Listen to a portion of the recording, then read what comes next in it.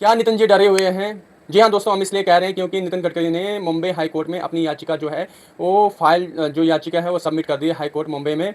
उन्होंने defamation case डाला है कुछ सोशल मीडिया एक्टिविस्ट के ऊपर। उन्होंने कहा कि मेरी छवि को बिगाड़ने की कोशिश की जा रही है और मेरे ऊपर जो है मेरे गलत-गलत कमेंट किए जाने की बात कर रहे हैं। जी हाँ, दोस्तों वो उनका कहना है कि ई-20 फ्यूल जो बिक रहा है मार्केट में, इसका ज़िम्मेवार मैं नहीं हूँ। इसके ज़िम्मेवार जो हैं हरदीप पुरी होंगे और जो भी बातें हैं वो हरदीप पुरी को कही जाएँ, क्योंकि वो क्या है पेट्रोल मंत्री हैं, उनको कहा जाए, मैं तो सड़क मंत्री हूँ। जी हाँ, दोस्तों हम इसलिए कह रहे हैं क्योंकि कुछ ही दिन पहले उन्होंने बहुत सारे जो है अपने इंटरव्यूज़ दिए। उन्होंने कहा कि ई-20 फ्यूल से कैसे हमारे देश को पैसा आएगा और कैसे हमारे देश के किसानों को फ़ायदा होगा। ये सारे बयान जो है वो खुद नितिन गडकरी ने कहे इंटरव्यू में। जबकि हरदीप पुरी जो है एक तेल मंत्री हो गए, उसने कभी भी कुछ नहीं कहा। उसने हमेशा बस अपनी बात जो है चुपचाप रखी, क्योंकि एप्स्टीन फाइल में भी उनका नाम होने के कारण वो चुपचाप रहे। और क्रेडिट लेने के पीछे जो है अभी जो नितिन गडकरी जी हैं वो बार-बार ई-20 पे ई-20 पे ई-20 पे अपना जो है ज़ोर दे रहे थे। तो लोगों के रडार में आ गए, लोगों ने सोचा कि यही मंत्री हैं, यही जो ई-20 फ्यूल की जो है मार्केटिंग कर रहे हैं, तो क्यों ना इसी से क्वेश्चन पूछा जाए। जी हाँ, दोस्तों और इसका कहना है, नितिन गडकरी जी का कहना है कि जो भी ई-20 फ्यूल जो बिक रहा है, उससे किसानों को बहुत ज़्यादा फ़ायदा है और उनकी फसल जो है वो बिक रही है और हमारा जो विदेशी जो पैसा है 1 लाख करोड़ जो है बच रहा है इससे। अब सवाल ये पैदा होता है, क्या वो 1 लाख करोड़ डायरेक्ट जो है किसानों को मिल रहा है?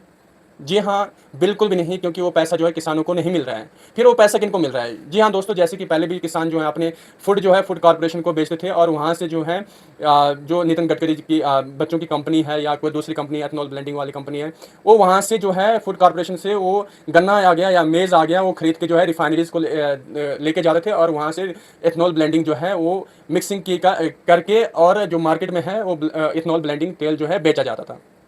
अब सवाल ये पैदा होता है कि हम जो एथनॉल ब्लेंडिंग है, क्या वो किसान खुद भी बना सकते हैं? जी नहीं दोस्तों, क्योंकि अगर किसान ने खुद एथनॉल ब्लेंडिंग किया तो उन पे जो है उनके घर पुलिस पहुंच जाएगी और उनके ऊपर कार्रवाई होगी, क्योंकि जो एथनॉल ब्लेंडिंग जो हम लोकल में बनाते हैं वो क्या हो अल्कोहल बन जाता है, जो कि शराब है।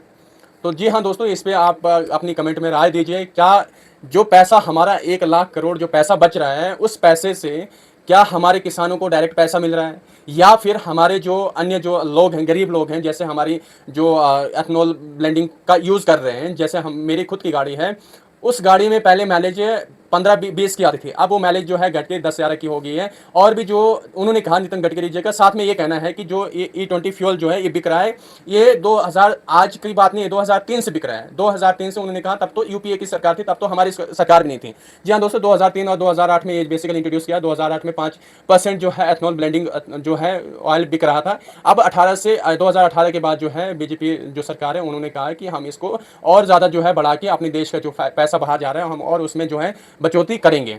तो आपको क्या लगता है कि ये सारी चीज़ें जो हैं ये ठीक है या नहीं है? और साथ में पब्लिक का कहना है कि जो नई गाड़ियाँ हैं वो कैपेबल हैं, ठीक है, वो ई-20 फ्यूल के लिए कैपेबल हैं, लेकिन 2023 से जो पहली गाड़ियाँ हैं उनका क्या होगा? उनके जो इंजन्स खराब हो रहे हैं और जो उनकी माइलेज कम हो रही है, उनका जिम्मेवार कौन है? क्या आपकी भी गाड़ी में माइलेज कम हुई है या आपकी गाड़ी में भी एथनॉल ब्लेंडिंग तेल की वजह से कोई इंजन्स में कोई दिक्कत आ रही है? तो आप हमें कमेंट में बताइए और अपनी राय दीजिए। हम इस मामले में जो भी बात होगी हम आगे तक लेने की कोशिश करेंगे और आगे पहुंचाने की बात करेंगे।